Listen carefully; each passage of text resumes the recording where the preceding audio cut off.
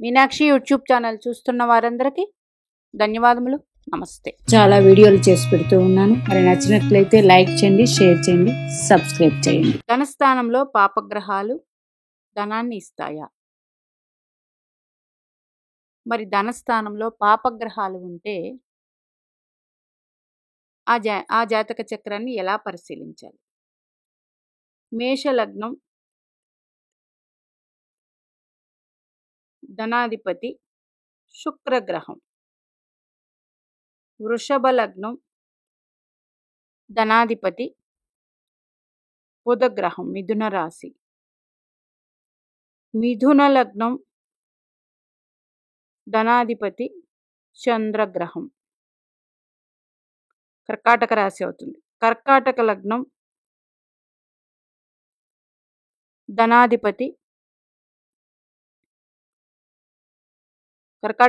ధనాధిపతి రవిగ్రహం, సింహరాశి. సింహలగ్నం, ధనాధిపతి బుధగ్రహం. కన్యాలగ్నం, ధనాధిపతి శుక్రగ్రహం, తులారాశి. తులాలగ్నం, ధనాధిపతి కుజగ్రహం, వృశ్చిక రాశి అవుతుంది. వృశ్చిక లగ్నం, ధనాధిపతి ధనుస్సు రాశి, గురుగ్రహం అవుతుంది. ధనుస్సు లగ్నం,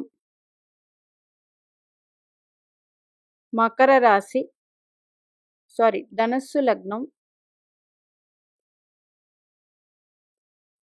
ధనాధిపతి మకర రాశి, శని భగవానుడు. మకర లగ్నం, ధనాధిపతి మరి శని భగవానుడే. కుంభలగ్నం, ధనాధిపతి గురుగ్రహం. మీన లగ్నం, ధనాధిపతి గురుగ్రహం. ఇవి ధనస్థానాలు ప్రతి ఒక్కరికి. మరి ధనస్థానంలో పాపగ్రహాలు ఉన్నాయి ఎవరికైనా అంటే ఏంటి? శని భగవానుడు, రాహువు,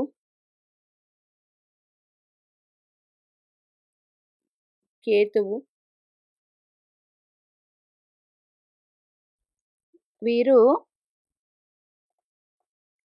ధనస్థానంలో ఉంటే ధనానికి లోటు ఉంటుందా?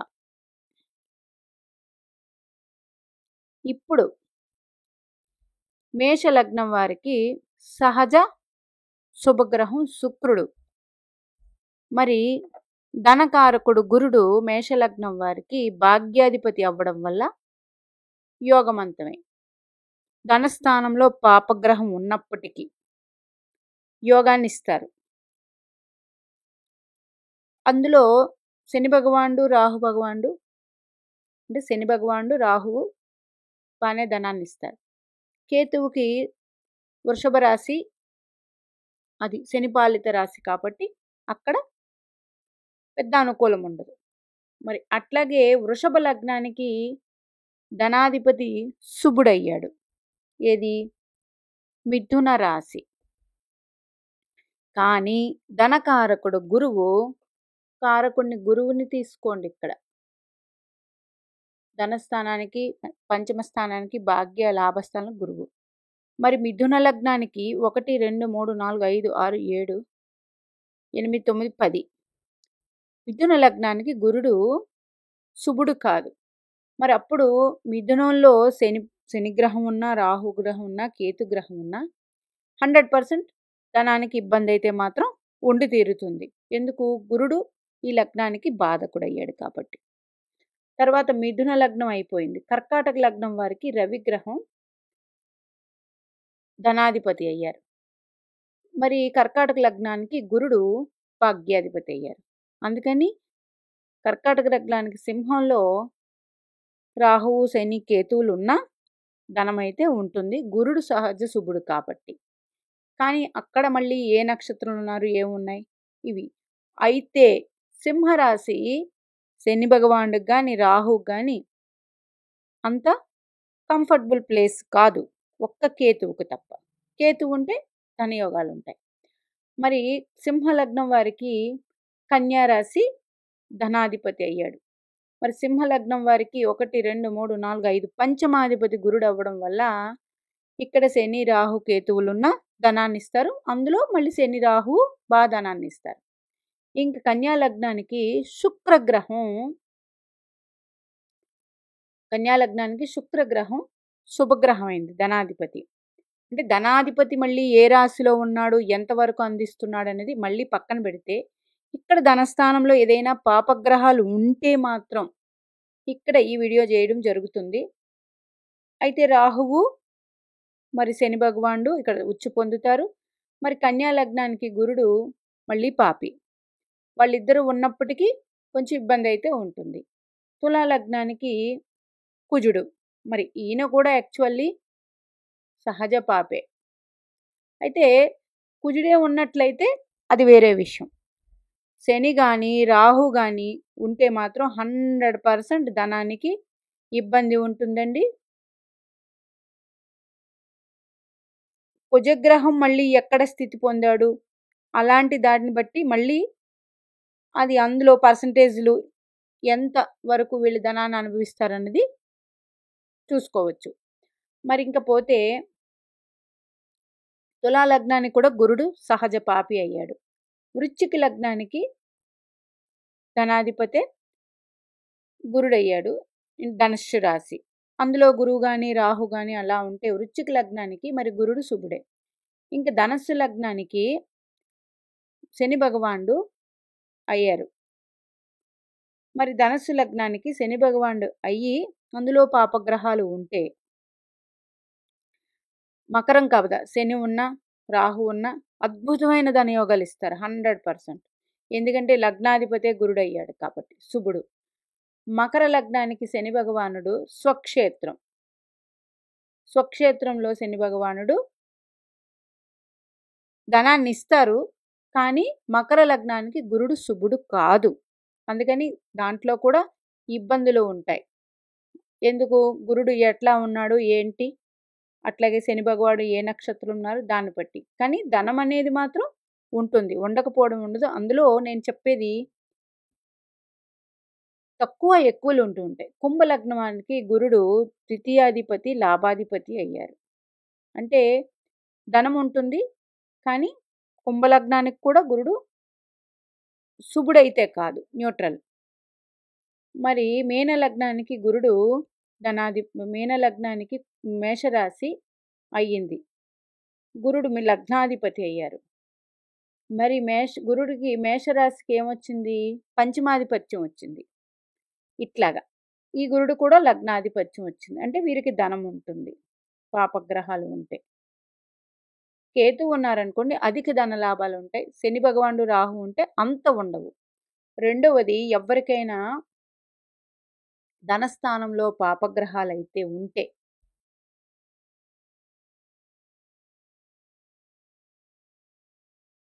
కుటుంబ విషయం,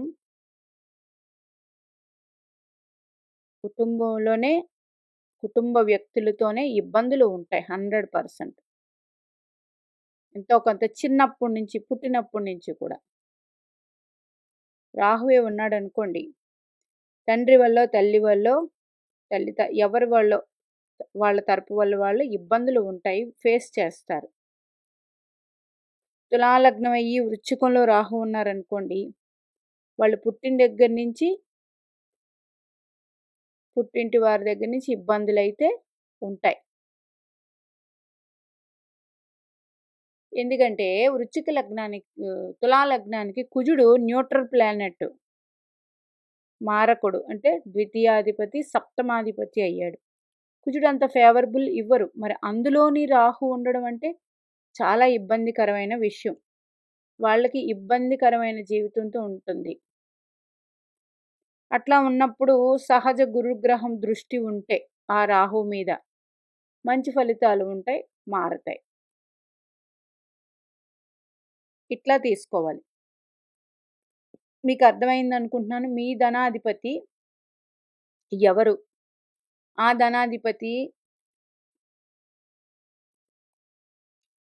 ధనాధిపతి ఎవరైనప్పటికీ మీ లగ్నానికి గురుడు శుభుడైతే ధనస్థానంలో పాపగ్రహాలున్నా అంత పెద్ద ఇబ్బంది అయితే పడవసరం లేదు. ఇప్పుడు మకర లగ్నం చెప్పుకుందాం. మకర లగ్నం ధనాధిపతి శని భగవానుడు స్థానంలోనే ఉన్నారు. మరి దీనికి కారకుడు ఎవరు? గురుడు. గురుడు ఈ లగ్నానికి వ్యయాధిపతి, తృతీయాధిపతి. అంటే గురుడు శుభుడు కాదు. గురుడు ఎప్పుడైతే శుభుడు కాదో, శని భగవానుడు శుభుడే, ఎందుకంటే లగ్నాధిపత్యం కూడా వచ్చింది కాబట్టి శుభుడే. కానీ గురుడు శుభుడు కాదు కాబట్టి ధన విషయంలో వీళ్ళకి అంత పెచ్చింగ్ ఉండదండి. వీళ్ళు నార్మల్ పర్సన్స్గా ఉంటారు.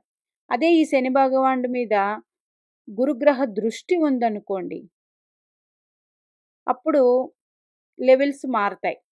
అట్లా ఉంటుందన్నమాట. అంటే ధనస్థానంలో పాపగ్రహాలు ఉన్నప్పుడు ఆ పాపగ్రహాలు మంచి ఇవ్వాలంటే మీ జన్మ లగ్నానికి గురుడు శుభత్వం పొంది ఉండాలండి. ఇది 100కి 100% కరెక్ట్.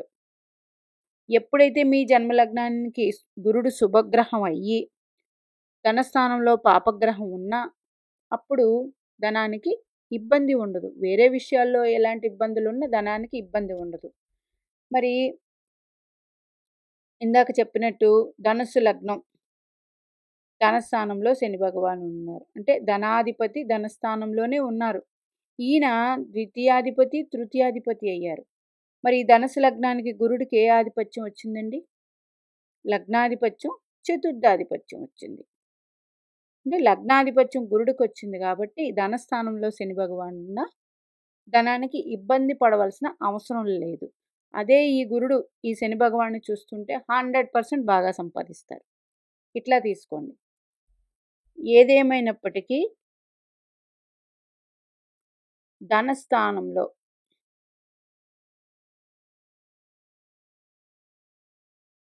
పాపగ్రహాలను తీసుకుంటే ఎక్కువగా శని భగవానుడు, రాహువు, కేతువు. అందులోని శని భగవానుడు అంటే ఆలస్య గ్రహం. ఈయన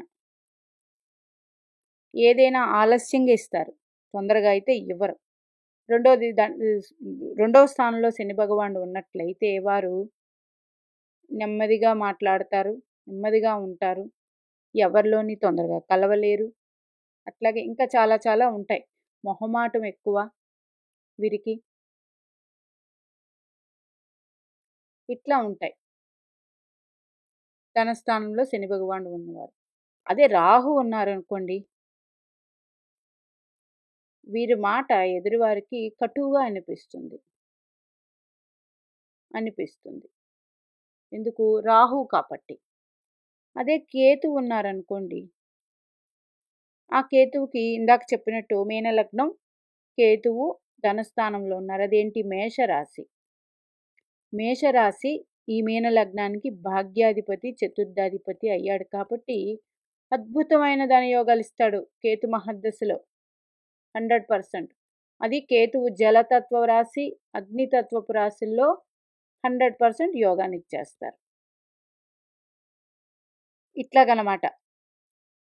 అదే మీనలగ్నం రాహు కానీ శని ఉంటే నీచ పడతారు. మరి మీనలగ్నానికి లాభాధిపతి, వ్యయాధిపతి నీచ పొందడం.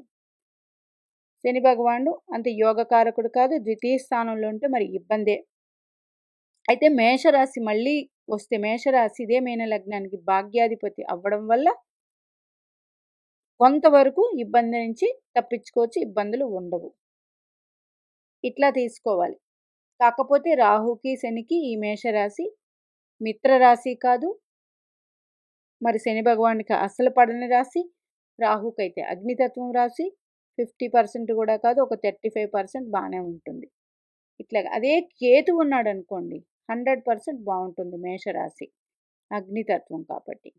మరి ఈ కేతు నక్షత్రాలు అగ్ని రాశుల్లోనే ఉంటాయి. ఎక్కడ? మేషం, మరి సింహం, ధనుస్సు.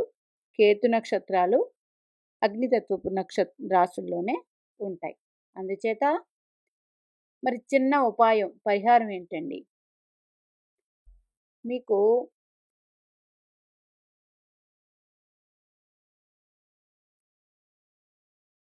ధనస్థానంలో పాపగ్రహం ఉంటే ఆ ధనకారకుడు గురుడికి ఫస్ట్ మీ లగ్నానికి శుభాధిపత్యం వచ్చిందంటే మీరు భయపడాల్సిన పని. ఒకవేళ రాలేదు, ధనస్థానంలో పాపగ్రహాలు ఉన్నాయి, కుటుంబ జీవితంలోని ఇబ్బందులు ఎదుర్కొంటున్నారు, అట్లాగే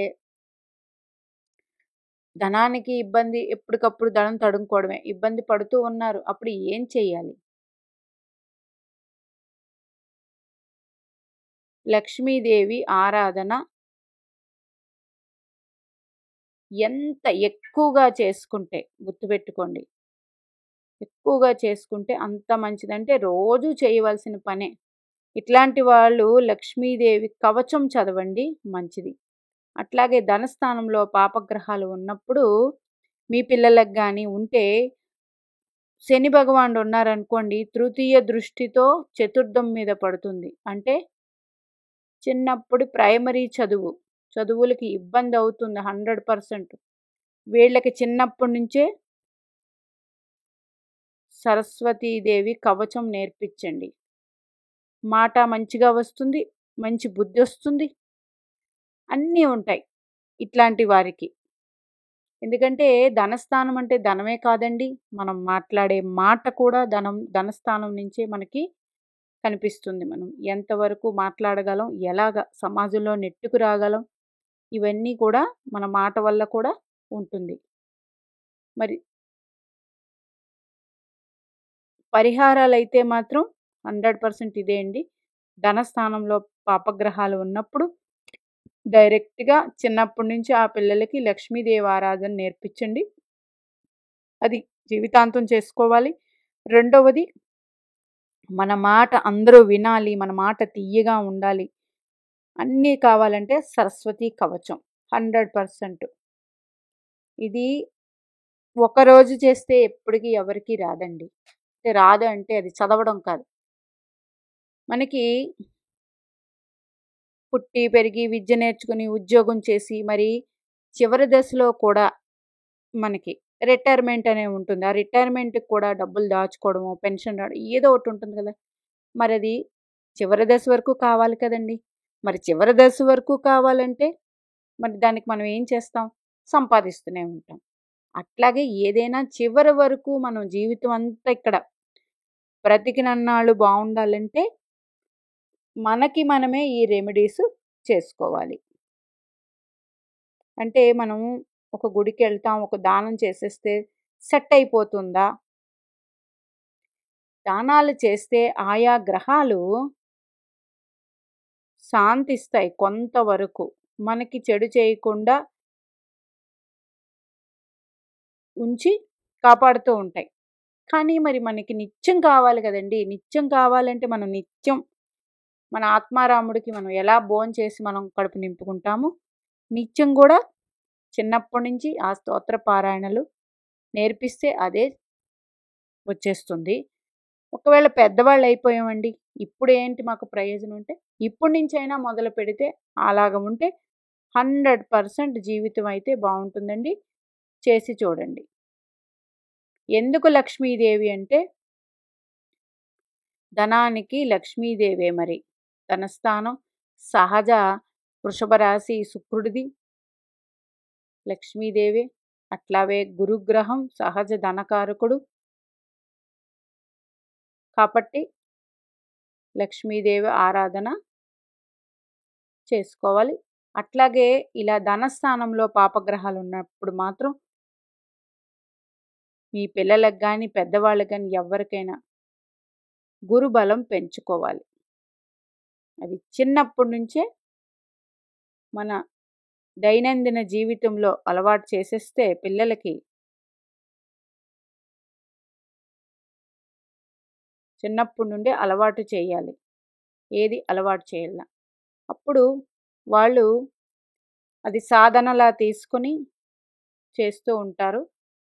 దానివల్ల ఎలాంటి కష్టమైనా మాత్రం పక్కకు తప్పుకుంటుందండి. ధనం కూడా మనం ఇలా పూజ చేసి ఇలాంటివి చేస్తున్నప్పుడు మనకి ఏదో విధంగా, అంటే ఇప్పుడు మనకి ఒక ధనం, ఒక అప్పే కావాలి, అప్పు కావాలన్న అప్పు పుట్టడం కూడా చాలా కష్టం అండి. అది సులువుగా పుడుతుంది, సులువుగా కూడా మనం అప్పులు తీర్చేస్తాం. ఇది ఒక్క భగవంతుని ఆరాధన వల్ల మాత్రం. మీనాక్షిదేవి అనుగ్రహం మనందరి మీద ఉండాలని కోరుకుంటూ నమస్తే.